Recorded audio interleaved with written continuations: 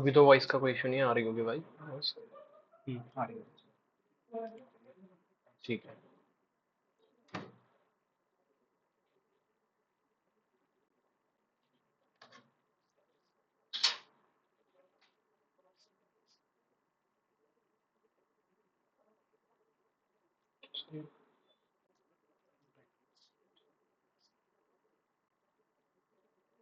इससे इरेजर कुछ लिखेंगे उसके बाद आएगा। ठीक है थैंक यू।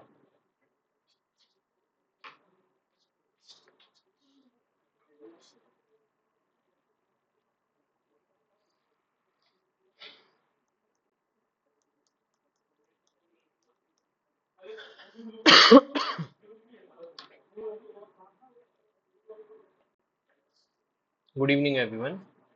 सो आज हम डिस्कस करने वाले हैं topic amino acids. Amino acids को हम पहले ब्रीफली डिस्क्राइब कर लेंगे, उसके बाद हम स्टेप वाइज मैनर में इनको डिटेल में समझेंगे कि अमीनो एसिड्स क्या है और इनके डिफरेंट कॉन्सेप्ट्स को समझेंगे। तो अमीनो एसिड्स जो हैं दीज आर द बायोमोलिक्यूल्स। ये biomolecules carbon, hydrogen, oxygen and nitrogen से मिलके बने होते हैं। तो कई ऐसे अमीनो एसिड्स हैं जिनके अंदर सेलेनियम एंड सल्फर भी प्रेजेंट होते हैं।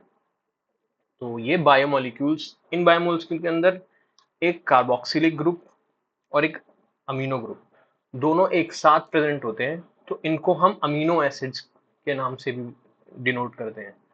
तो बायोमोलिक्यूल्स, इनके अंदर कार्बोक्सिलिक ग्रुप और अमीनो ग्रुप दोनों प्रेजेंट हैं, जिसकी वजह से हम इन्हें अमीनो एसिड्स बोलते हैं।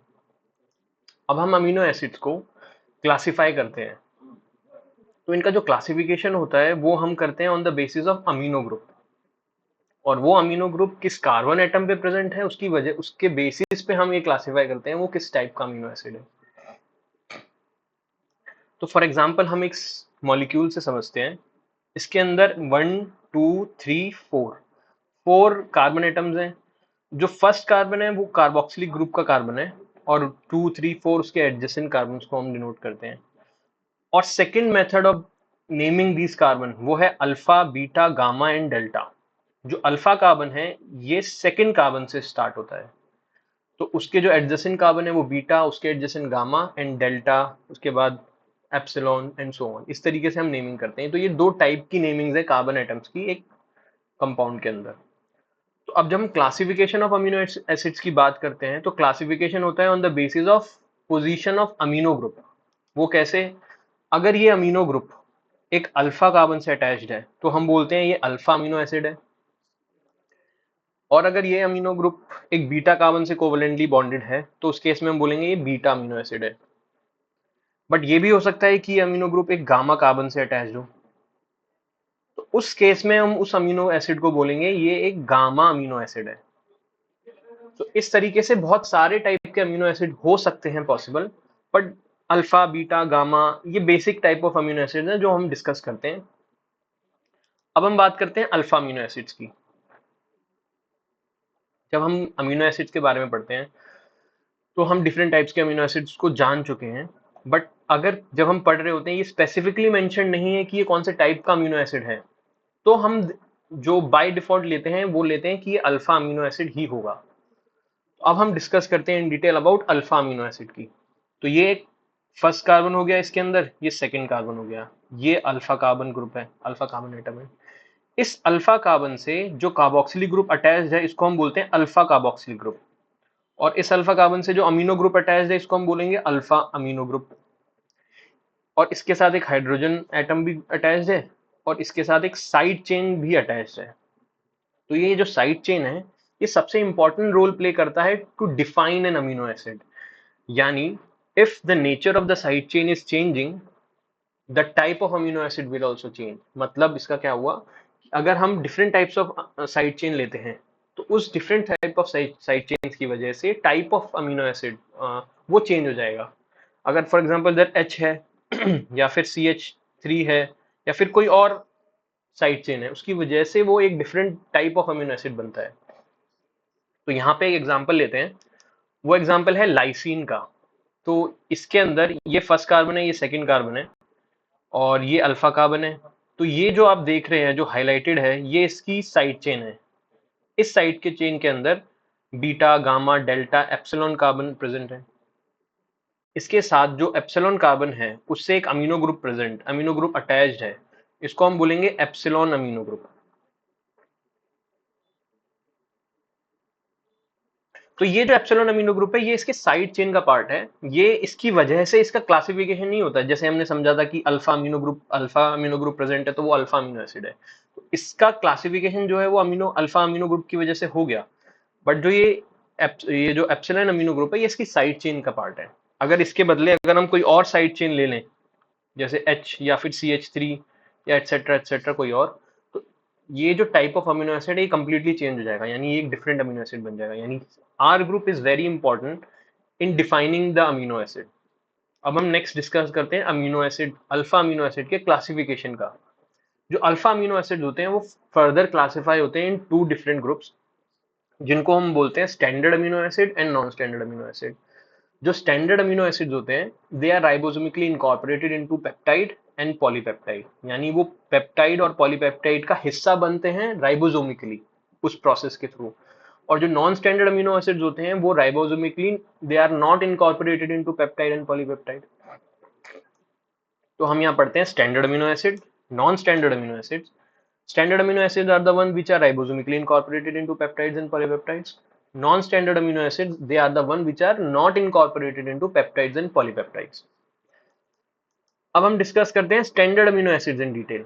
जब हम स्टैंडर्ड अमीनो एसिड्स की बात करते हैं तो standard amino acids there are 22 different types of standard amino acids, और वो जितने भी स्टैंडर्ड अमीनो एसिड्स हैं वो सब के सब अल्फा अमीनो एसिड्स होंगे। और उनके केस में उनका जो कॉन्फ़िगरेशन है वो एल एब्सोल्यूट कॉन्फ़िगरेशन होगा, क्योंकि वो स्टैंडर्ड अमीनो एसिड हैं तो राइबोसोमिकली इनकॉर्पोरेट होते हैं किसी पेप्टाइड और पॉलीपेप्टाइड में, तो वो they are specified by a codon. तो यानी अगर हम स्टैंडर्ड अमीनो एसिड के बारे में पढ़ते हैं, they all are alpha amino acid, they are 22 in numbers, they all are specified by a codon, and उनका जो एब्सोल्यूट कॉन्फ़िगरेशन है या फिर एनेंटियोमेरिक कॉन्फ़िगरेशन है उनका वो एल होता है।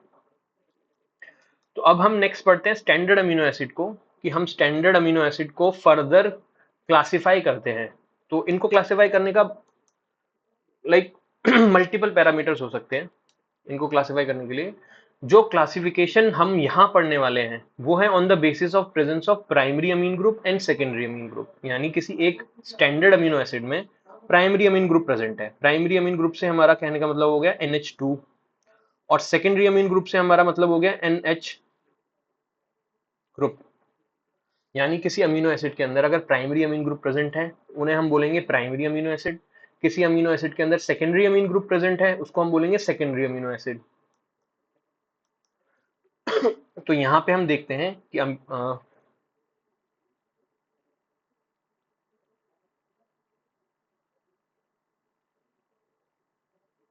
यहाँ पे हम देखते हैं primary amino acid which have primary amine group that is NH2, they are called as primary amino acid, और सेकेंडरी अमीनो एसिड के पास सेकेंडरी अमीन ग्रुप होता है दैट इज NH।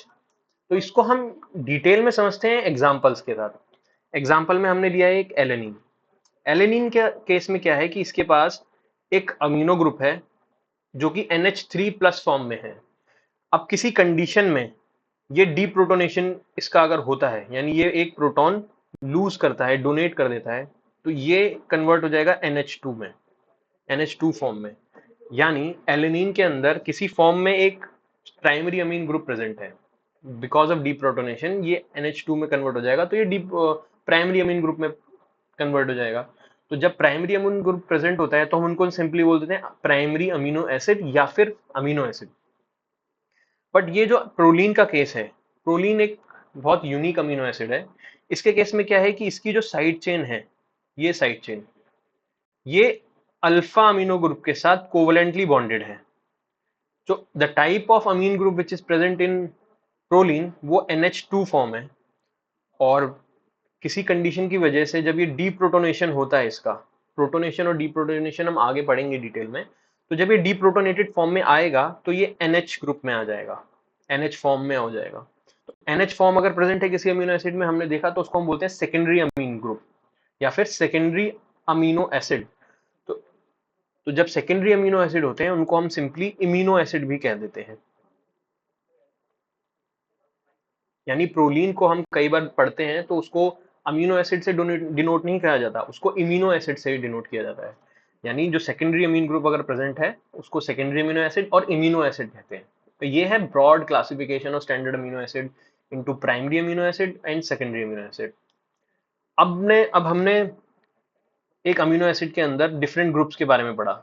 उसके अंदर कार्बोक्सिलिक ग्रुप होते हैं, उसके अंदर अमीनो ग्रुप होता है, उसकी हमने साइड चेन के बारे में पढ़ा, और उस साइड चेन की नेचर की चेंज की वजह से type of amino acid change होता है, वो भी हमने समझा। अब हम बात करते हैं कार्बन एटम की, क्योंकि मेन इज कार्बन एटम। तो कार्बन एटम के बारे में हमने बेसिक इंफॉर्मेशन जो हमने लोअर क्लासेस में पढ़ी थी कि carbon is able to make 4 bonds अगर वो 4 डिफरेंट ग्रुप के साथ बॉन्ड करता है। इस केस में अगर हम समझें, कार्बन ने 4 डिफरेंट ग्रुप्स के साथ बॉन्डिंग करी है, ए बी सी डी। तो होता क्या है, इस टाइप की कंडीशन में हम कहते हैं कि कार्बन एसिमेट्रिक है। तो यहाँ पे हम एग्जांपल से समझते हैं।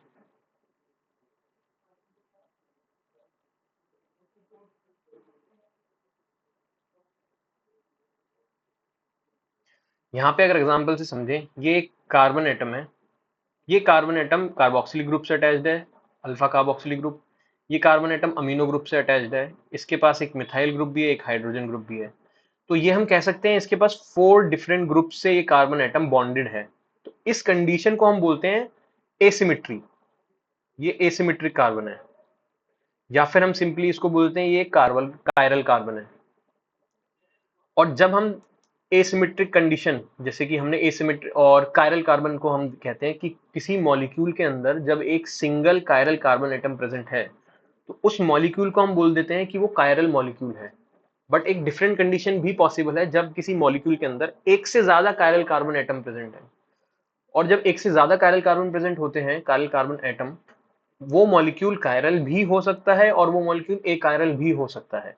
तो इसको हम जैसे समझ सकते हैं वो है कि a molecule that contains a single asymmetric carbon is chiral, or molecules with more than one asymmetric carbon can be chiral and achiral। तो जब इस कॉन्सेप्ट को हम स्टैंडर्ड अमीनो एसिड के कॉन्टेक्स्ट में समझते हैं, तो हमने स्टैंडर्ड अमीनो एसिड में पढ़ा कि 22 स्टैंडर्ड अमीनो एसिड्स होते हैं, they all are alpha amino acids. तो जितने भी स्टैंडर्ड अमीनो एसिड्स होते हैं दे ऑल आर कायरल, वो सारे के सारे कायरल मॉलिक्यूल होते हैं with one exception which is glycine. तो हमने यहाँ देखते हैं ये एक अल्फा कार्बन एटम है, इसके साथ अल्फा अमीनो ग्रुप है, अल्फा कार्बोक्सिलिक ग्रुप है। पर ग्लाइसिन के अंदर क्या होता है, इसके साथ 2 हाइड्रोजन ग्रुप्स अटैच्ड है, हाइड्रोजन एटम अटैच्ड है। यानी यहाँ पे ये कंडीशन ऑफ सिमिलैरिटी आ गई, तो इस कार्बन को हम बोलते हैं सिमेट्रिक कार्बन, इसमें सिमेट्री है। तो एसिमेट्रिक कार्बन ये नहीं क्रिएट करता, इसके अंदर नहीं प्रेजेंट है। तो इस ग्लाइसिन को हम बोलते हैं कि glycine is achiral amino acid. और rest of the 21 standard amino acids होते हैं, they all are chiral amino acids और कायरल मॉलिक्यूल्स। तो 21 जो है वो कायरल है और ग्लाइसिन एक्सेप्शन है, ये ए कायरल है। अब हम बात करते हैं नेक्स्ट टॉपिक की, विच इज आइसोमर्स। आइसोमर्स को हम, जो उसकी सबसे बेसिक और सबसे सिंपल डेफिनेशन है, that is these are the compounds which have similar molecular formula but they have different chemical and physical properties। यानी compounds that have same molecular formula, they are these are called as isomers। तो इस isomer के concept को हम एक example के साथ समझ लेते हैं। वो ये कि यह हमने कंपाउंड ए लिया, कंपाउंड बी लिया। इन दोनों कंपाउंड का जो मॉलिक्यूलर फॉर्मूला है वो सेम है, C3H7Br। बट यहाँ पे अगर हम देखें इनका स्ट्रक्चर अलग है, यहाँ Br की पोजीशन अलग है, यहाँ Br की पोजीशन अलग है। तो यानी these are the compounds which have same molecular formula but they are different compounds A and B। अब इस आइसोमर के कॉन्सेप्ट को हम अगर डिटेल में समझें तो इनको हम क्लासिफाई कर देते हैं डिफरेंट टाइप्स के मॉलिक्यूल्स में। वो कैसे करते हैं हम यहाँ से समझते हैं। जैसे कि हमने 2 नॉन आइडेंटिकल मॉलिक्यूल्स लिए, 2 नॉन आइडेंटिकल मॉलिक्यूल्स में हमने ए ले लिया और एक बी ले लिया। अगर इन दो मॉलिक्यूल्स का सेम मॉलिक्यूलर फॉर्मूला है तो हम इसे बोलेंगे दीज आर आइसोमर्स। और इन आइसोमर्स का अगर सेम कनेक्टिविटी नहीं है, सेम कनेक्टिविटी से हमारा क्या मतलब है, तो हम इसे यहां समझते हैं कि ये इस केस के अंदर जो इनका मॉलिक्यूलर फॉर्मूला तो सेम है, बट जो इनका स्ट्रक्चर है, जो इनके अंदर डिफरेंट एटम्स प्रेजेंट है, वो क्या सेम सीरीज में सेम पैटर्न में ही अटैच्ड है, या उनका सेम एग्जैक्ट सेम पैटर्न है या कनेक्टिविटी है। तो इसमें बी ब्रोमीन की पोजीशन डिफरेंट है, इसमें ब्रोमीन अलग पोजीशन पे अटैच्ड है। तो यानी इनकी सेम कनेक्टिविटी नहीं है, मॉलिक्यूलर फॉर्मूला सेम है लेकिन कनेक्टिविटी सेम नहीं है। तो इस टाइप के मॉलिक्यूल को हम बोलते हैं कॉन्स्टिट्यूशनल आइसोमर्स। बट कुछ कंडीशन में जो मॉलिक्यूल सेम कनेक्टिविटी शो करते हैं उनको हम बोलते हैं स्टीरियो आइसोमर्स। अब यही स्टीरियो आइसोमर्स, इनको हम फर्दर क्लासिफाई करते हैं मॉलिक्यूल्स में जो कि non super imposable mirror image create करते हैं, उनको हम बोलते हैं दीज आर एनेंटियोमर्स। और जो stereo isomers super imposable mirror image create करते हैं उनको हम बोलते हैं डायस्टीरियो आइसोमर्स। तो ये था ब्रॉड क्लासिफिकेशन ऑफ आइसोमर्स। इनको हम कैसे सब कैटेगराइज करते हैं, इनके डिफरेंट कॉन्सेप्ट्स क्या हैं वो हमने समझे। अब हम डिटेल में पढ़ते हैं एनेंटियोमर्स के बारे में। एनेंटियोमर्स क्या होते हैं? हम जितने भी अल्फा अमीनो एसिड्स हैं दे ऑल आर एनेंटियोमर्स। और these enantiomers are chiral molecules, यानी अगर हम इसे डायरेक्टली कह सकते हैं कि ये chiral molecule है तो इसका मतलब ये हुआ कि इनके अंदर एक single chiral carbon atom present है। और enantiomers को हम अगर समझें तो वो इस एग्जांपल से समझ सकते हैं कि molecules that have non superimposable mirror images, these are enantiomers. These enantiomers are chiral molecules. अब ये एग्जांपल है ग्लिसरल्डिहाइड का। इसके अंदर जो OH ग्रुप है वो इस कायरल कार्बन से, दैट इज अल्फा कार्बन, इसके लेफ्ट साइड में प्रेजेंट है। जब इसकी मिरर इमेज बनती है, इस केस के अंदर जो ये OH ग्रुप है इस कायरल कार्बन से पे ये राइट साइड में अटैच्ड है। इसका मतलब ये हुआ जो इसकी मिरर इमेज बनी है ये non super imposable mirror image है। और अगर हम ये देखें जो जो अल्फा कार्बन है ये कायरल कार्बन भी है क्योंकि इसके पास 4 डिफरेंट ग्रुप से ये अटैच्ड है। दोनों ही केस में देखें ये 4 डिफरेंट ग्रुप से अटैच्ड है, तो ये कायरल कार्बन भी है। और इसकी जो मिरर इमेज क्रिएट हो रही है वो non super imposable mirror image है। यानी ग्लिसरल्डिहाइड के जो ये जो दो स्ट्रक्चर्स हैं ये एनेंटियोमर्स के एग्जांपल है। तो हमने एनेंटियोमर्स के बारे में समझा। अब हम जब एनेंटियोमर्स के बारे में उसकी और प्रॉपर्टीज को समझते हैं तो जो सबसे इंपॉर्टेंट प्रॉपर्टी है वो है कि इनकी फिजिकल एंड केमिकल प्रॉपर्टीज वो आइडेंटिकल होती है। बट एक एक्सेप्शन होता है उस केस में, वो होता है ऑप्टिकल एक्टिविटी की। वो ऑप्टिकल एक्टिविटी के केस में क्या होता है कि वो डिफरेंट होती है। कैसे डिफरेंट होती है? अब हमने कोई ए मॉलिक्यूल लिया कोई बी मॉलिक्यूल लिया, जब इस पे से हम इन दोनों सैंपल्स में से प्लेन पोलराइज लाइट पास करते हैं तो ऑप्टिकल एक्टिविटी का मतलब हुआ कि वो जो प्लेन पोलराइज लाइट है उस सैंपल से पास होगी तो वो रोटेट होगी। और रोटेट होगी और सेम एंगल से रोटेट होगी दोनों मॉलिक्यूल्स में से थ्रू जब पास होगी। यानी सेम एंगल तो होगा but they are in opposite direction. For example इस केस में जब रोटेशन इस तरीके से हुआ, ये 30 डिग्री से होगा, इस केस में रोटेशन भी 30 डिग्री पे होगा। बट होगा क्या, इस केस में ये क्लॉकवाइज मूव किया रोटेट हुई, इस केस में ये एंटी क्लॉकवाइज रोटेट हुई। तो इसका मतलब ये हुआ कि जो ये ऑप्टिकल एक्टिविटी शो करते हैं these are the molecule which rotate the plane polarise light, ये प्लेन पोलराइज लाइट है, by equal amount but in opposite direction. तो यहाँ पे हम इसको समझते हैं कि enantiomers they have physical and chemical properties, उनकी जो होती हैं it is identical which only differ by optical activity.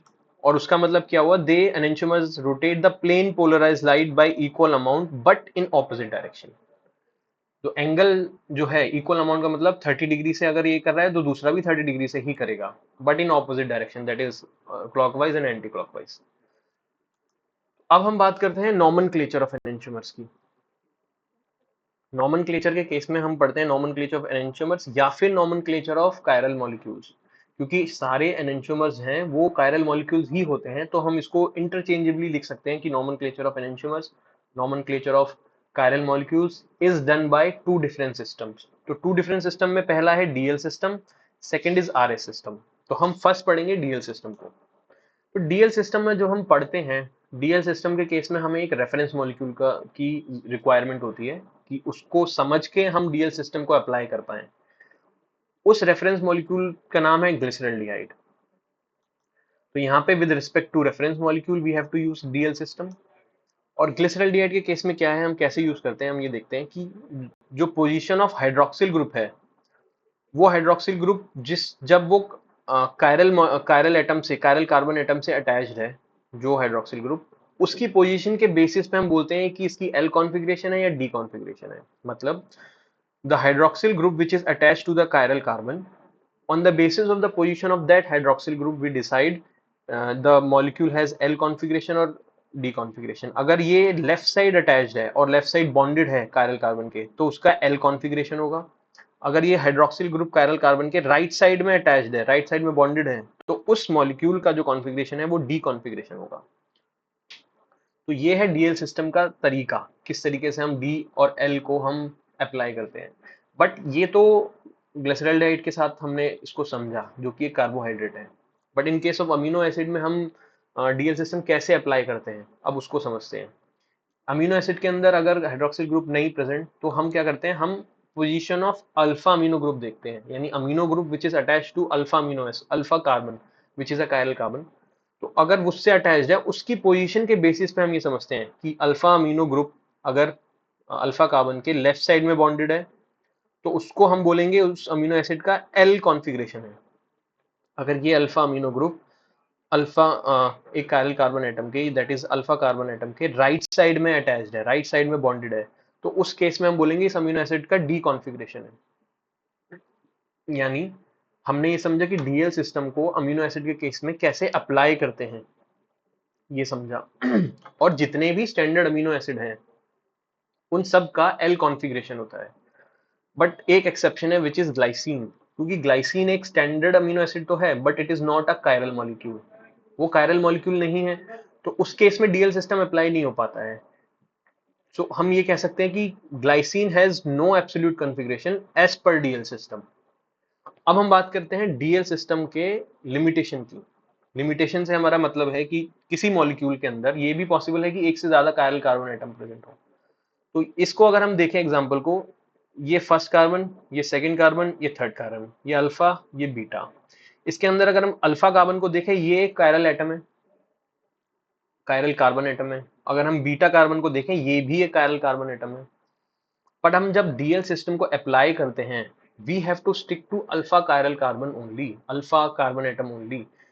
हम जो second chiral carbon atom present है इस मॉलिक्यूल में, स्ट्रक्चर में, उसको यूज नहीं कर सकते फॉर अप्लाइंग डीएल सिस्टम. तो ये इसकी एक लिमिटेशन है कि जो amino group attach to alpha carbon है हम उसी को यूज करेंगे डीएल सिस्टम को अप्लाई करने के लिए.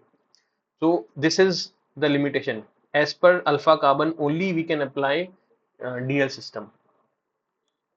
अब हम बात करते हैं आरएस सिस्टम की. आरएस सिस्टम के केस में क्या होता है, we don't require any reference molecule, हमें रेफरेंस मॉलिक्यूल की जरूरत नहीं है, हम किसी रेफरेंस मॉलिक्यूल को अप्लाई करने की जरूरत नहीं पड़ती है.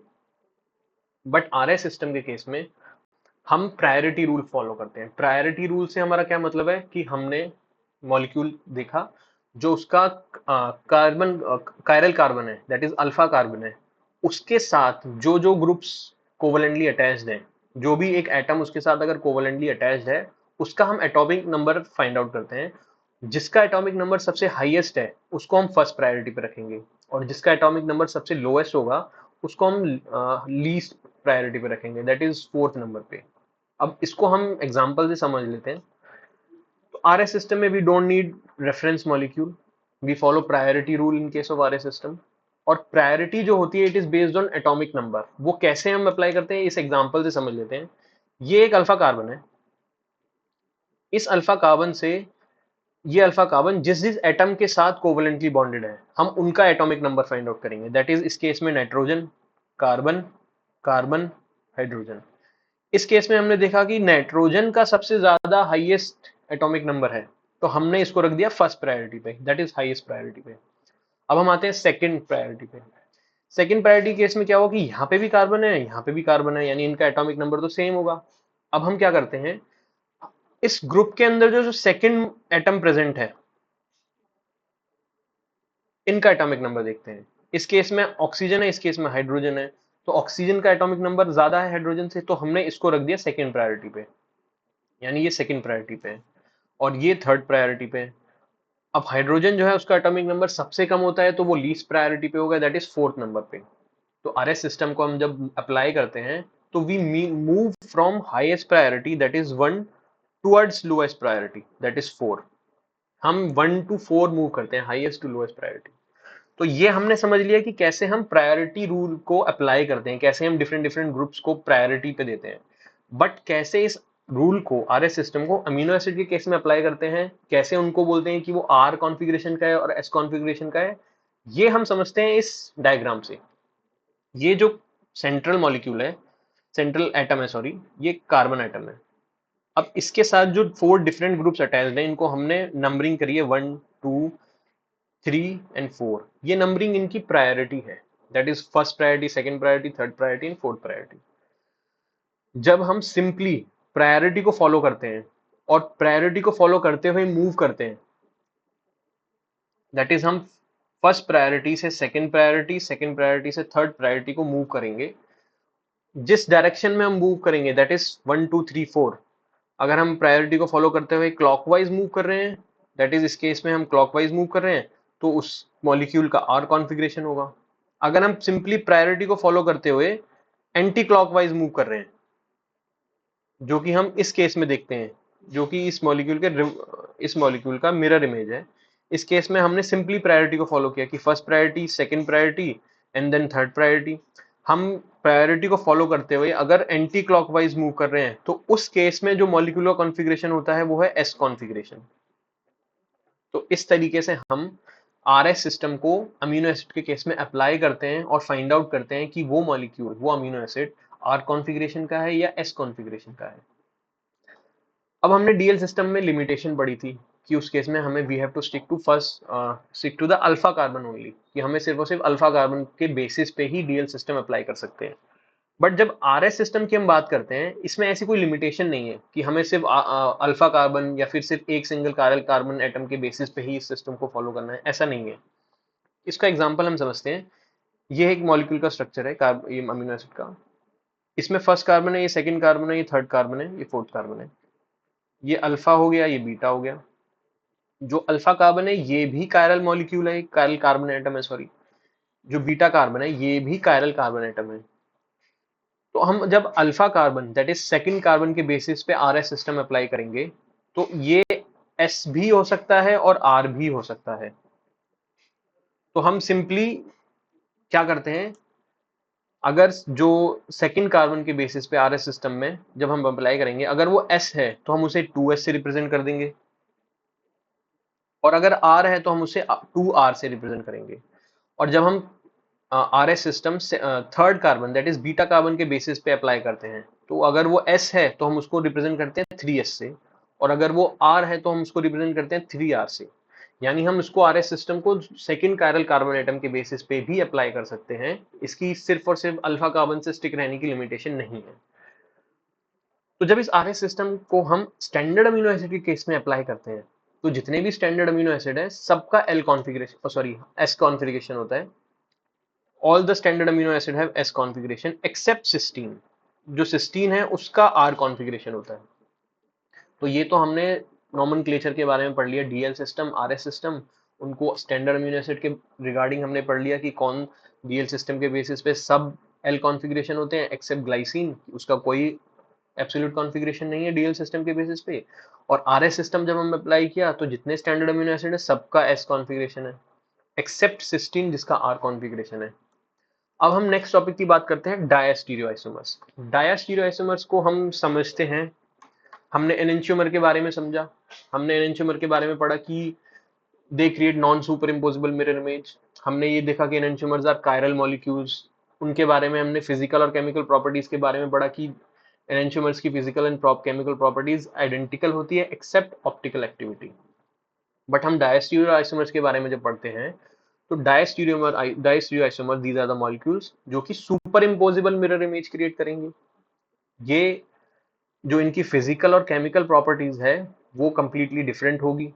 और जो डायस्टीरियो आइसोमर्स हैं ये कायरल मॉलिक्यूल और ए कायरल मॉलिक्यूल भी हो सकते हैं। तो इससे क्या हम समझते हैं कि ये कायरल मॉलिक्यूल भी है या फिर ए कायरल मॉलिक्यूल भी हो सकता है। इसका मतलब ये हुआ कि diastereoisomers are the molecule जिनके पास एक से ज्यादा कायरल कार्बन एटम है।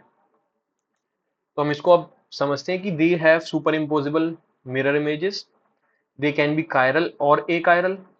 तो do two diastereoisomers show different physical and chemical properties, and this property arise when the molecule have two or more asymmetric carbons। तो ये पढ़ा हमने डायस्टीरियोआइसोमर्स के बारे में। अब हम बात करते हैं ऑप्टिकल प्रॉपर्टीज के बारे में। ऑप्टिकल प्रॉपर्टीज के बारे में जब हम समझते हैं तो जितने भी स्टैंडर्ड अमीनो एसिड्स हैं उन सबकी they are optically active except one amino acid which is glycine. तो ग्लाइसिन है वो एक कायरल कार्बन एटम, वो इसमें एक कायरल कार्बन एटम होता है, तो वो एक कायरल अमीनो एसिड है जिसकी वजह से उसकी ऑप्टिकल एक्टिविटी नहीं है। Glycine is optically inactive. और जो rest of the standard amino acids हैं जो कि 21 है, they all are optically active क्योंकि वो उनके पास कायरल कार्बन मॉलिक्यूल है। तो जो ग्लाइसिन है ये ऑप्टिकली इनएक्टिव है because it is an achiral amino acid.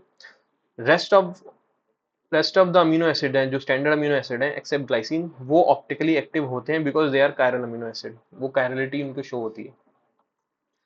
अब हम ऑप्टिकली एक्टिविटी को और जब डिटेल में समझते हैं तो उसके लिए हमें बेसिक इन्फॉर्मेशन कुछ समझनी होगी। तो उसमें से एक जो टॉपिक है वो है लाइट का। लाइट के केस में अगर हम देखें तो लाइट को कैसे डिफाइन कर सकते हैं, it is a electromagnetic radiation. अगर इलेक्ट्रोमैग्नेटिक रेडिएशन है दैट मीन्स उसका इलेक्ट्रिकल कंपोनेंट भी है और इलेक्ट्रिक कंपोनेंट है और एक मैग्नेटिक कंपोनेंट है। क्योंकि वो एक इलेक्ट्रोमैग्नेटिक रेडिएशन है तो उसको हम बोल सकते हैं it is just a form, like उसको सिंपल वे में बोलेंगे it is a form of energy. और जब हम लाइट को बायोलॉजिकल साइंसेस के केस में अप्लाई करते हैं या पढ़ते हैं तो हम सिर्फ और सिर्फ विजिबल स्पेक्ट्रम पे ही बात कर रहे होते हैं। क्योंकि अगर हम फॉर एग्जांपल फिजिक्स में बात कर रहे हैं, फिजिक्स में जो लाइट है उसके डिफरेंट डिफरेंट स्पेक्ट्रम्स के बारे में बात करेंगे, लेकिन इन केस ऑफ बायोलॉजिकल साइंसेस हम लाइट के सिर्फ विजिबल स्पेक्ट्रम के बारे में बात करते हैं।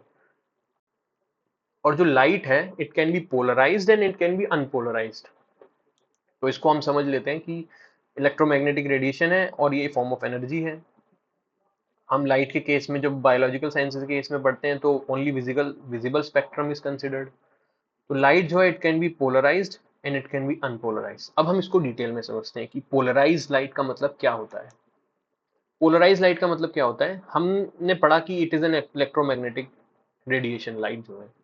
अभी हम सिर्फ और सिर्फ इसके इलेक्ट्रिक वेक्टर की बात करें, अगर in case of unpolarise light जो इलेक्ट्रिक वेक्टर होता है वो हर प्लेन में ऑसिलेट हो रहा होता है। यानी वो इस प्लेन में भी ऑसिलेट हो रहा है, इस प्लेन में भी ऑसिलेट हो रहा है, इस प्लेन में भी ऑसिलेट हो रहा है और इस प्लेन में भी ऑसिलेट हो रहा है। यानी the electrical vector is oscillating every possible plane in case of unpolarise light. But जब ये अनपोलराइज लाइट एक पोलराइजर से पास होती है, पोलराइजर का एग्जाम्पल हो गया प्रिज्म, जब ये पोलराइजर से पास होती है तो हम यहाँ एक चीज ऑब्जर्व करते हैं कि जो इलेक्ट्रिकल वेक्टर है it got restricted in one single plane. यानी अब ये सिर्फ और सिर्फ एक सिंगल प्लेन में ऑसिलेट कर रहा है। तो ये है प्लेन पोलराइज लाइट। यानी अनपोलराइज लाइट को पोलराइजर से पास करके एक प्लेन पोलराइज जो बना वो है प्लेन पोलराइज लाइट, जिसके अंदर जो इलेक्ट्रिक वेक्टर है it got restricted to one single plane. यानी अब वो सिर्फ एक सिंगल प्लेन में ही ऑसिलेट कर रहा है, बाकी में नहीं कर रहा। अब जब ये प्लेन पोलराइज लाइट किसी सैंपल से पास होती है जिसके अंदर कायरल मॉलिक्यूल प्रेजेंट है, तो उस केस में क्या होता है अब हम ये समझते हैं। यानी जब ये प्लेन पोलराइज लाइट किसी सैंपल से पास करी जिसमें कायरल कंपाउंड प्रेजेंट है, तो उस केस में क्या होगा, ये प्लेन पोलराइज लाइट बेंड होगी या रोटेट होगी। और वो rotation it will be either clockwise और it will be either anti clockwise. और इस रोटेशन को जो डिटेक्ट करता है वो होता है polarimeter. Polarimeter detects the rotation of the plane polarise light और कितने एंगल पे रोटेशन हो रहा है वो भी डिटेक्ट करता है। यानी पोलराइजर जो था उसने प्लेन पोलराइज लाइट क्रिएट करवाई और पोलैरीमीटर ने प्लेन पोलराइज लाइट के एंगल को और उसके रोटेशन को फाइंड आउट किया कि अगर रोटेशन हो रहा है तो कितने एंगल पे हो रहा है, ये फाइंड आउट किया। जब रोटेशन क्लॉकवाइज होता है तो उसको हम डेक्स्ट्रो रोटेटरी बोलते हैं, जब रोटेशन एंटी क्लॉकवाइज होता है तो हम उसको लीवो रोटेटरी बोलते हैं। तो ये कॉन्सेप्ट है ऑप्टिकल एक्टिविटी का कि कैसे अनपोलराइज लाइट से प्लेन पोलराइज लाइट बनती है और प्लेन पोलराइज लाइट जब कायरल कंपाउंड से पास होती है कैसे उसका रोटेशन होता है और डिफरेंट टाइप के रोटेशन को हम क्या नाम देते हैं। अब नेक्स्ट टॉपिक पढ़ते हैं हम कॉन्फ़िगरेशन एंड कन्फर्मेशन का। पहले डिस्कस करते हैं कॉन्फ़िगरेशन चेंजेस कि कॉन्फ़िगरेशनल चेंजेस होते क्या हैं।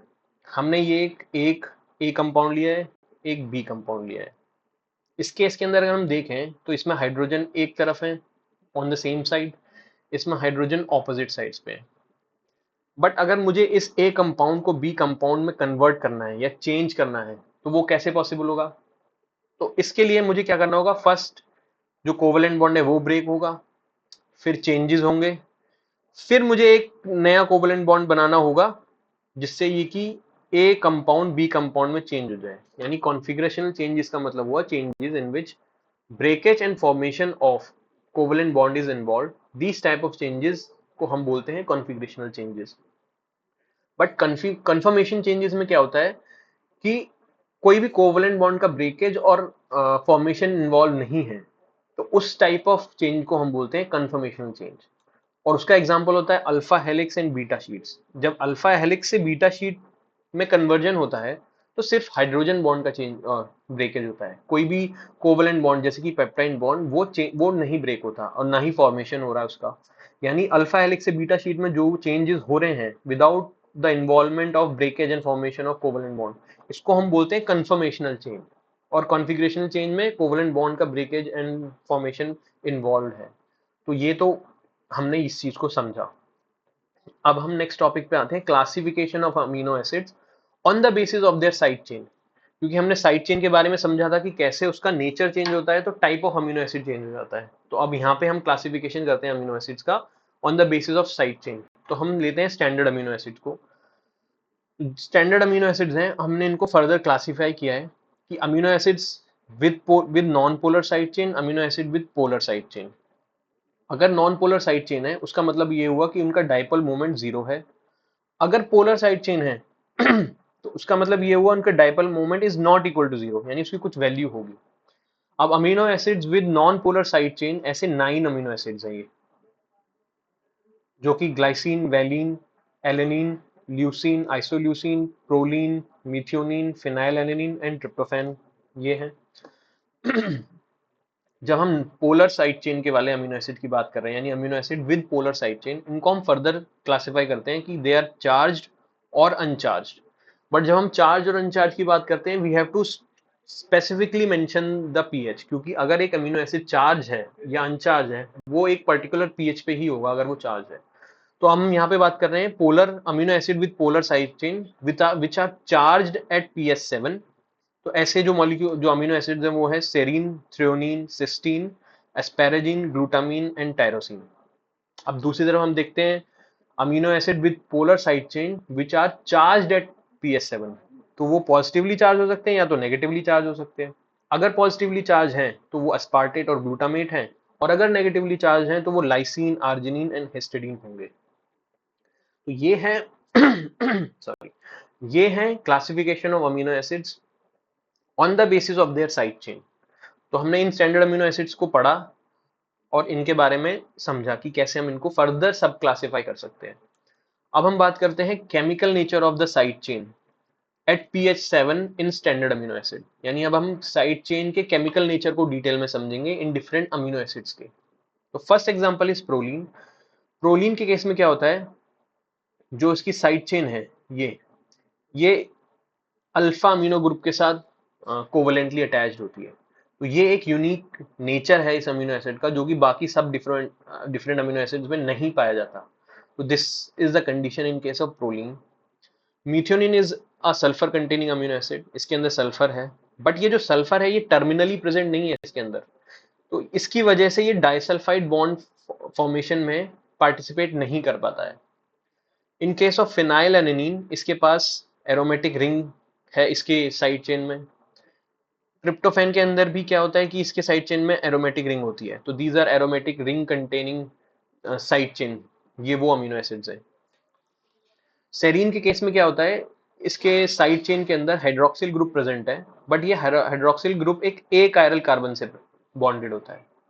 बट थ्रेओनिन के केस में जो हाइड्रोक्सिल ग्रुप है वो एक कायरल कार्बन से अटैच्ड है, यानी इसकी साइड चेन के अंदर जो हाइड्रोक्सिल ग्रुप है वो कायरल कार्बन एटम से प्रेजेंट बॉन्डेड है।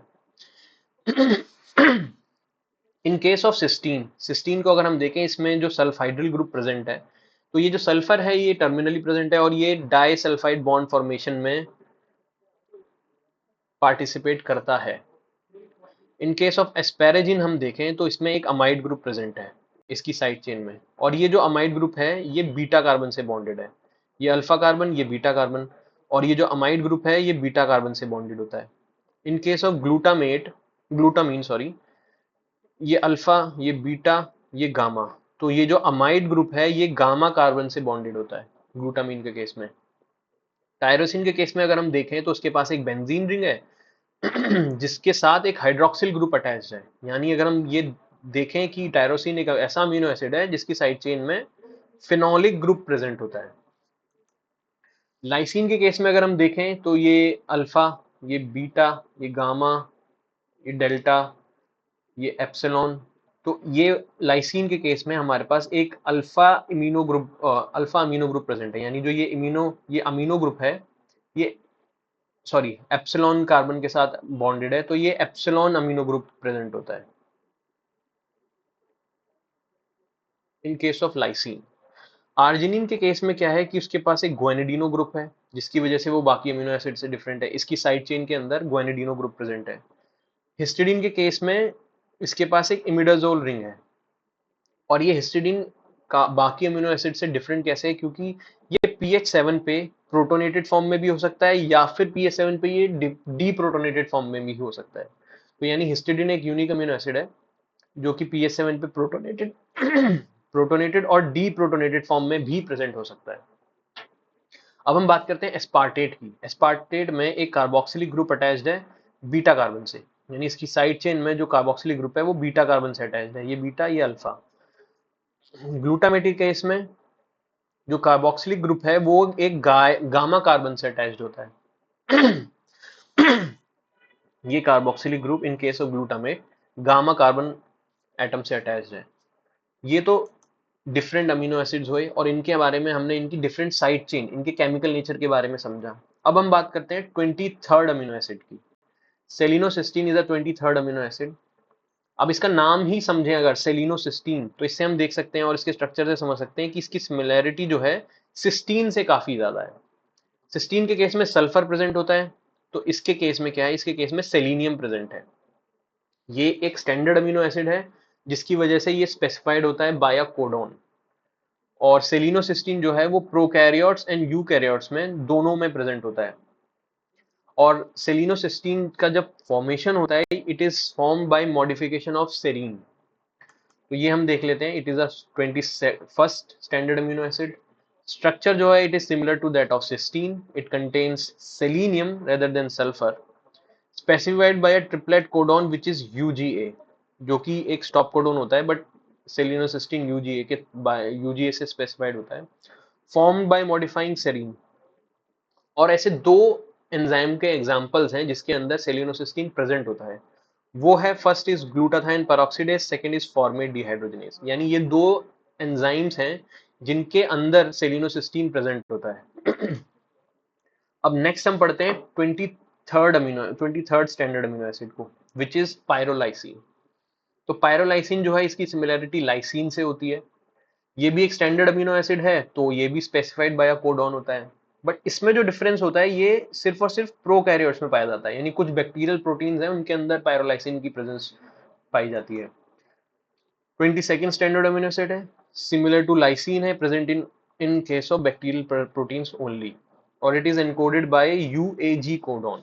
तो ये तो थे standard amino acid, 22 standard amino acid, जिनके हमने साइड चेन के केमिकल नेचर के बारे में पढ़ा। हमने 21 एंड 22 स्टैंडर्ड अमीनो एसिड है उनको हमने डिटेल में समझा। अब हम नेक्स्ट टॉपिक की बात करते हैं, which is titration of amino acid. ये टॉपिक बहुत इंपॉर्टेंट है, बट इसको समझने के लिए हमें कुछ बेसिक इंफॉर्मेशन चाहिए जो हमें पता होनी चाहिए।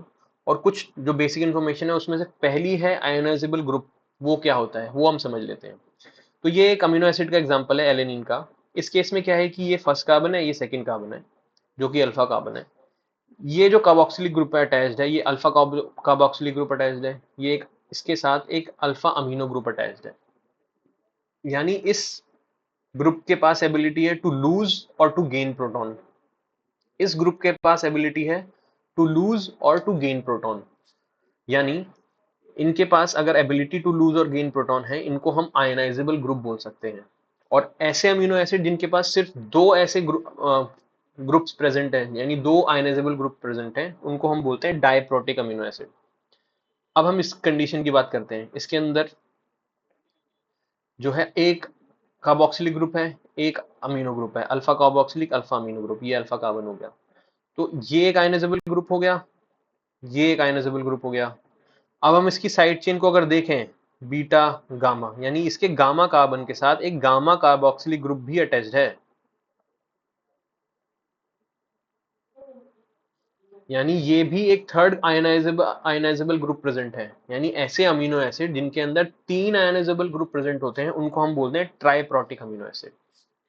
और ऐसे सिर्फ और सिर्फ 7 अमीनो एसिड्स हैं जिनकी साइड चेन के अंदर आयनाइजेबल ग्रुप प्रेजेंट होता है।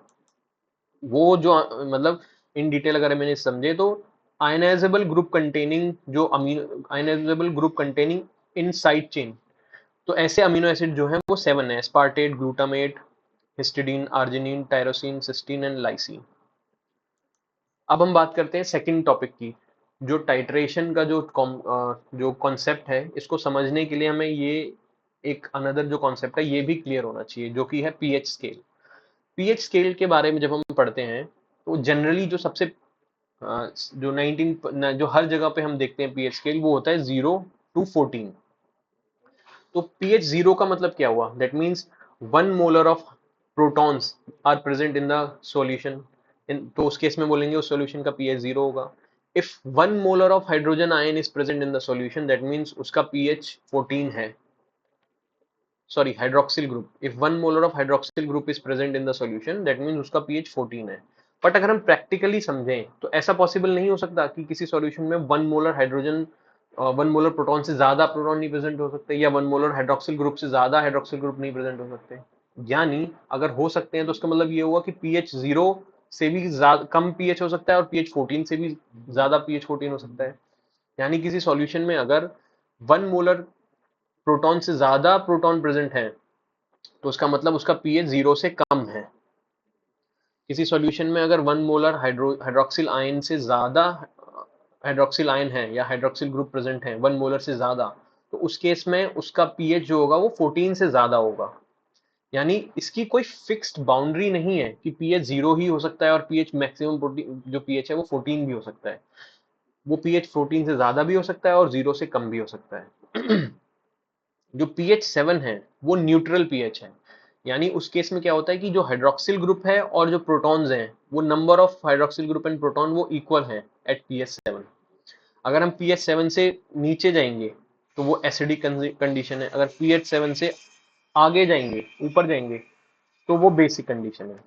अब हम इसको इससे समझ लेते हैं कि एट पीएच 0 जो प्रोटॉन्स हैं वो आर 1 मोलर, एट पीएच 14 जो हाइड्रोक्सिल ग्रुप है वो 1 मोलर होता है।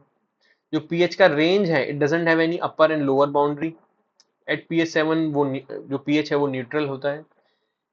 Any pH which is less than 7 वो एसिडिक है, और मोर देन 7 है तो वो बेसिक है। तो ये हमने समझा पीएच के बारे में, कि पीएच के बारे में हमने डिटेल में समझा। और अब हम नेक्स्ट टॉपिक जो पढ़ते हैं वो है एसिड एंड बेस। अब हम ये जानेंगे कि एसिड क्या होता है और बेस क्या होता है।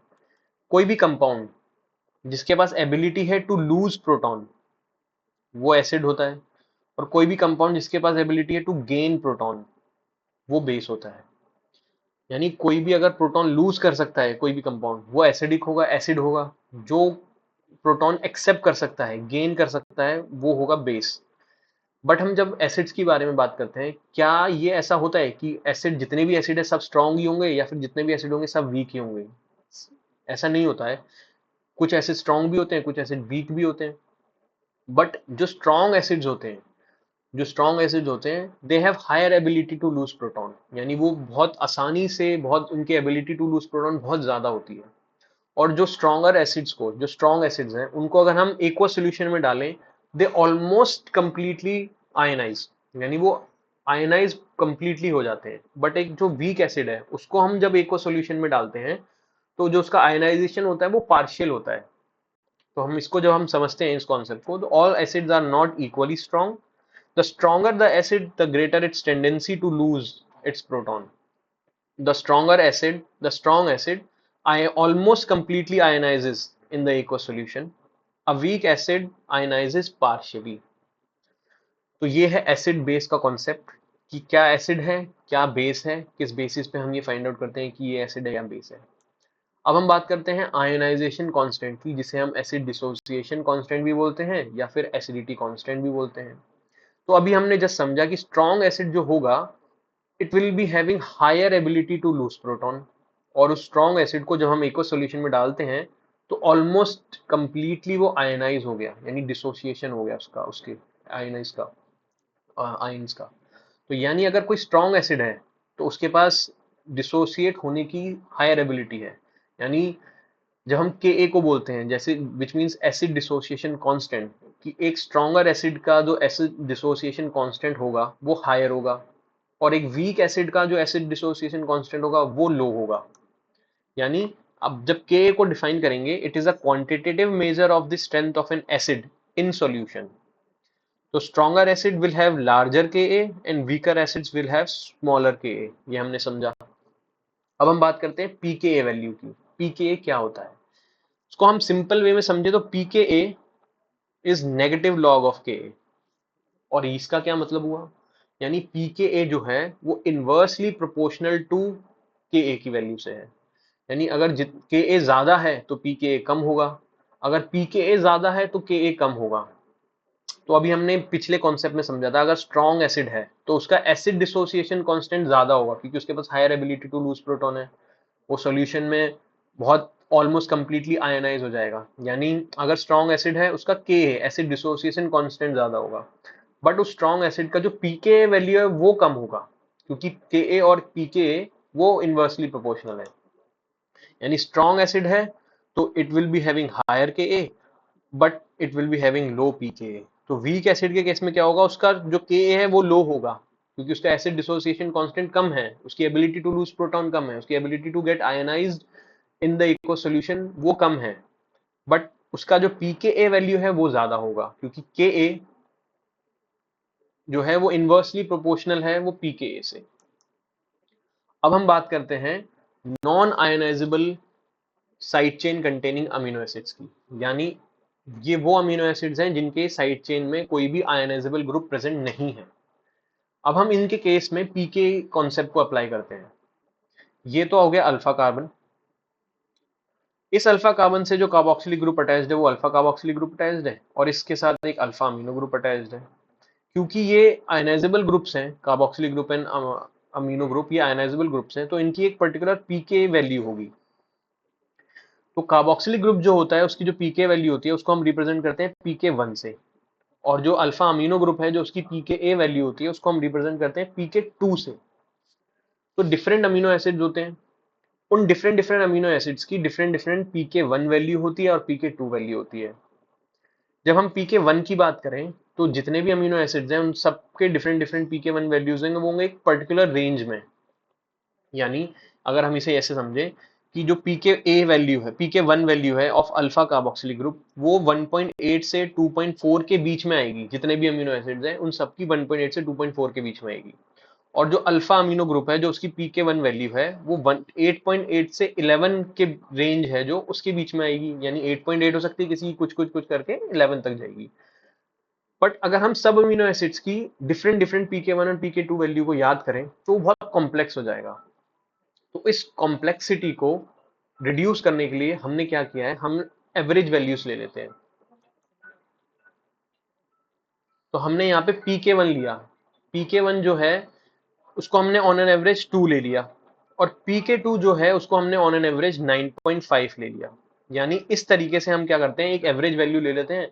जितने भी अमीनो एसिड हैं उन सबके pK 1 और pK 2 की एवरेज वैल्यू में हमने उसको pK 1 को 2 लिया और pK 2 को 9.5 लिया। इससे क्या होता है कि हम बहुत सारे जो क्वेश्चंस हैं, बहुत सारे जो कॉम्प्लेक्सिटी है उसको सिंप्लीफाई कर लेते हैं और क्वेश्चंस को बहुत आसानी से सॉल्व कर पाते हैं इस कॉन्सेप्ट को अप्लाई करके।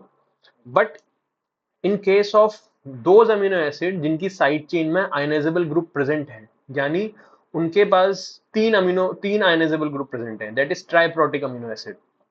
उस केस में क्या होता है, ये तो अल्फा कार्बोक्सिलिक ग्रुप है जिसका pK 1 वैल्यूज है। ये है अल्फा अमीनो ग्रुप जिसकी pK वैल्यू हम pK 2 से रिप्रेजेंट करते हैं। बट अब हम बात करते हैं ionizable group, third ionizable group जो कि साइड चेन का पार्ट है, उसकी जो पीके वैल्यू होती है उसको हम पीके आर से रिप्रेजेंट करते हैं, उसको हम पीके आर से रिप्रेजेंट करते हैं। तो ऐसे हमने पिछली स्लाइड में पढ़ा था कि ऐसे जो डिफरेंट टाइप के अमीनो एसिड हैं, ऐसे सिर्फ 7 अमीनो एसिड्स हैं जिनकी साइड चेन के अंदर आयनाइजेबल ग्रुप प्रेजेंट होते हैं। वो ये हैं अब इनके जो पी के आर वैल्यूज हैं इनको हमें एग्जैक्टली एज इट इज याद करना होगा, क्योंकि ये सिर्फ 7 ही अमीनो एसिड हैं जिनके साइड चेन में आयनिजेबल ग्रुप प्रेजेंट है, तो इनको हम एग्जैक्टली याद कर लेंगे तो हम इसके बेसिस पे डिफरेंट क्वेश्चन सॉल्व कर पाएंगे। तो यहाँ पे अगर हम एक इंफॉर्मेशन ऑब्जर्व कर सकते हैं वो ये है कि ये जो फर्स्ट 4 अमीनो एसिड है इनका जो पी के आर है वो पी के टू से तो बड़ा है, लेकिन पी के वन से तो बड़ा है बट पी के टू से छोटा है। यानी पी के वन पी के टू, ये जो पी के आर है ये इन दोनों के बीच में आएगा। दैट मीन्स पी के वन 2 और जो पी के टू है that is 9.5। For these 4 amino acid जो पी के आर है वो इन दोनों के बीच में आएगा। दैट इज पी के टू से छोटा है, पी के वन से बड़ा है। बट इस केस में क्या है,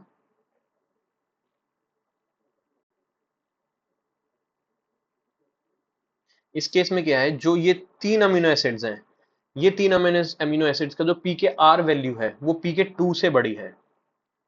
यानी 2 और ये 9.5 ये 2 से बड़ी है। तो इस इंफॉर्मेशन को याद जब हम कर लेंगे, जो इनके पी के आर की इंडिविजुअल वैल्यू याद कर लेंगे, तो इस कॉन्सेप्ट को हम बहुत इजीली समझ लेंगे और क्वेश्चंस भी हम इजीली सॉल्व कर पाएंगे। अब नेक्स्ट कॉन्सेप्ट की हम बात करें तो पीकेए का पीएच के साथ कैसा कोरिलेशन है, कैसे डिफरेंट पीएच पे हम पीके वैल्यूज की हम बात करते हैं। यहाँ पे हमने एलेनिन का एग्जांपल लिया है। ये एक एलेनिन अमीनो एसिड है, इसके पास अल्फा कार्बोक्सिलिक ग्रुप है, अल्फा अमीनो ग्रुप है। इसका पीके वन वैल्यू है, इसके पीके टू वैल्यू होगी, जो कि हमने पीके वन वैल्यूज अभी समझा था कि हम ऑन एन एवरेज 2 ले लेते हैं।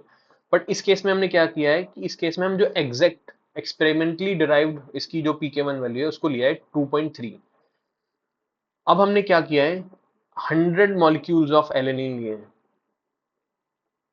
और इन 100 मॉलिक्यूल्स ऑफ एलेनिन को हमने 3 डिफरेंट सॉल्यूशंस में ऐड करा है और वो डिफरेंट सॉल्यूशंस का 3 डिफरेंट पीएच है। पहली कंडीशन पहली कंडीशन में हमने क्या किया है, जो पीएच 2.3 से कम का सॉल्यूशन है उसमें हमने 100 मॉलिक्यूल्स ऑफ एलेनिन ऐड किया। तो उस कंडीशन में क्या होगा, तो जो कार्बोक्सिलिक ग्रुप है, अभी हम यहाँ पे सिर्फ कार्बोक्सिलिक ग्रुप के कॉन्टेक्स्ट में बात कर रहे हैं, अमीनो ग्रुप को हमने अभी यहाँ पे उसके कॉन्टेक्स्ट में बात नहीं कर रहे हैं, हम सिर्फ और सिर्फ कार्बोक्सिलिक ग्रुप के बारे में बात कर रहे हैं, जिसका पीके वन वैल्यू हमने 2.3 लिया है।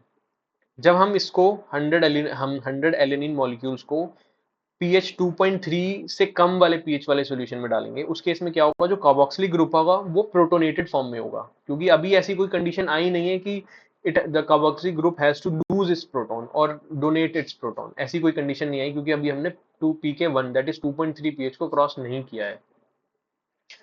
अब इस केस में क्या होगा, पीके फर्स्ट कंडीशन में जब हमने पीएच का सॉल्यूशन 2.3 से कम किया है तो 50% से ज्यादा जो मॉलिक्यूल्स होंगे वो प्रोटोनेटेड होंगे और जो सेकंड कंडीशन है जिसका पीएच 2.3 से ज्यादा है, उस केस में क्या होगा, जो 50% से ज्यादा मॉलिक्यूल्स हैं वो डीप्रोटोनेटेड फॉर्म में होंगे। जो कार्बोक्सिलिक ग्रुप है उनका जो 50% से ज्यादा मॉलिक्यूल है वो डीप्रोटोनेटेड फॉर्म में आएगा। बट एट पीएच थ्री, जो थर्ड सॉल्यूशन है जिसका पीएच थ्री के इक्वल में है, उस केस में क्या होगा, 50% ऑफ द कार्बोक्सिलिक ग्रुप है वो प्रोटोनेटेड है और 50% ऑफ द कार्बोक्सिलिक ग्रुप है वो डीप्रोटोनेटेड है।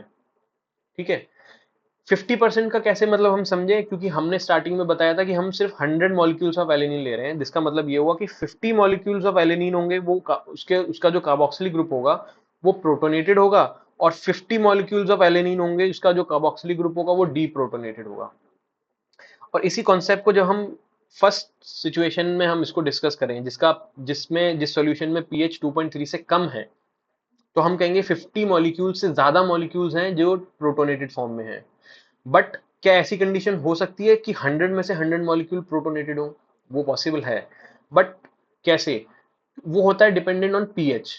हमने 2.3 से कम पीएच लिया, क्या पता, फॉर एग्जांपल अगर हम डिस्कस करें कि पीएच 1 पे 80% जो मॉलिक्यूल्स हैं, यानी 80 मॉलिक्यूल्स ऑफ एलेनिन है आउट ऑफ 100 वो प्रोटोनेटेड है। अब हम पीएच को और डिक्रीज करें, दैट इज 0 पीएच पे 90 मॉलिक्यूल्स ऑफ एलेनिन है वो प्रोटोनेटेड है। यानी ऐसे करते करते करते एक ऐसा पीएच भी आएगा जिसके अंदर 100 में से 100 मॉलिक्यूल्स ऑफ एलेनिन होंगे जो कि प्रोटोनेटेड होंगे। बट इसको हम सिंप्लीफाई करने के लिए हम ऐसे बोल देते हैं कि अगर पीएच 2.3 से कम है उस सॉल्यूशन का, तो उस केस में 50% से ज्यादा जो मॉलिक्यूल्स हैं कार्बोक्सिलिक ग्रुप के, वो प्रोटोनेटेड हैं। और अगर पीएच 2.3 से ज्यादा है, तो उस केस में जो कार्बोक्सिलिक ग्रुप है उसके जो 50% से ज्यादा मॉलिक्यूल हैं वो डीप्रोटोनेटेड फॉर्म में होंगे, उसका कार्बोक्सिलिक ग्रुप डीप्रोटोनेटेड फॉर्म में होगा। तो सिमिलरली हम इस कॉन्सेप्ट को अमीनो ग्रुप के बेसिस पे भी अप्लाई कर लेते हैं। उस केस में जो पीएच है वो 9.5 हो जाएगा, कि अगर पीएच 9.5 से कम है तो 50% से ज्यादा मॉलिक्यूल जो होंगे उसका जो अमीनो ग्रुप है वो प्रोटोनेटेड फॉर्म में होगा। और अगर पीएच 2.3 से ज्यादा है तो उस केस में जो 50% से ज्यादा मॉलिक्यूल्स होंगे उनका जो अमीनो ग्रुप होगा वो डीप्रोटोनेटेड होगा। और एट पीएच 9.5 उसके अंदर 50% मॉलिक्यूल्स होंगे जिसका अमीनो ग्रुप प्रोटोनेटेड है, और इसका 50% मॉलिक्यूल्स ऐसे होंगे जिसका अमीनो ग्रुप डीप्रोटोनेटेड होगा। तो ये है पीकेए एंड पीएच का कोरिलेशन, इसको हमने समझने की कोशिश की। अब हम बात करते हैं चार्ज ऑन अमीनो एसिड।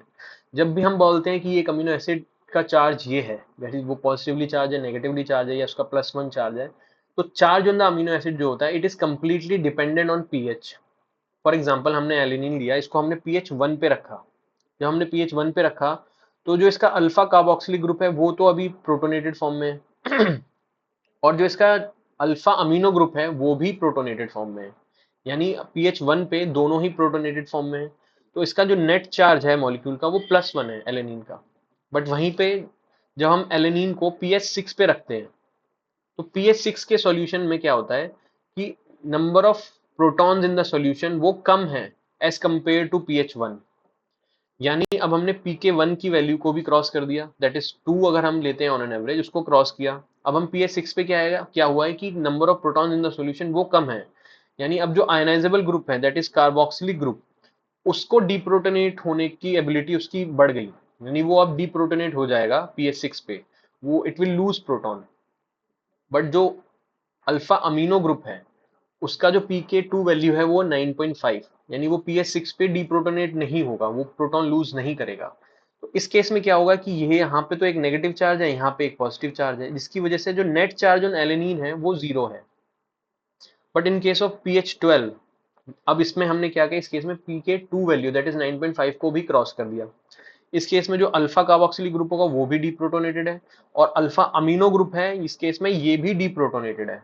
यानी यहाँ पे जो नेट चार्ज हो जाएगा वो नेगेटिव है, that is net charge of amino acid है एलेनिन है एट पीएच 12 वो -1 है। तो हमने देखा कैसे डिफरेंट पीएच पे हमने सेम अमीनो एसिड को रखा तो उसका पीएच है वो चेंज हो गया, पीएच 1 सॉरी, उसका जो चार्ज है वो चेंज हो गया। चार्ज 1 है उसका एलेनिन का, उसका नेट चार्ज 0 है, और उसका नेट चार्ज -1 है पीएच 12।